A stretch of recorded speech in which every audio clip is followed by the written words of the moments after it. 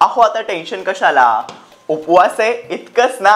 मग हे झटपट उपवासाचे कटलेट तुम्ही ट्राय करा ना, ज्याची चव आहे आरारारा खतरनाक। तर मंडळी काय करायचं, उकडून कुस्करलेला बटाटा घ्यायचा, राजगिऱ्याचं पीठ घालायचं लागल तसं बरं का, साबुदाण्याचं पीठ, शेंगदाण्याचं कूट, मिरचीची पेस्ट, सेंधा नमक घालायचं आणि सगळं एकदम चांगलं मिक्स करून घ्यायचं। पाणी न घालताना सगळं छान मळून घ्यायचं। आता हाताला थोडंसं तेल लावायचं आणि कटलेटला शेप द्यायचा। आता लगोलगच एक चटणी करूया। त्यासाठी घ्यायचं दही, शेंगदाणे, सेंधा नमक आणि मिरची घालायची आणि मिक्सरला बारीक वाटून घ्यायचं। एक नंबर लागते ही चटणी मंडळी। आता गरमागरम तेलामध्ये ना कटलेट तळून घ्यायचे, अगदी कुरकुरीत होईपर्यंत तळून घ्यायचे। गॅरंटी देऊन सांगतो, अशा पद्धतीने करायला ना कुरकुरीत होतील आणि सगळ्यांनाच आवडतील।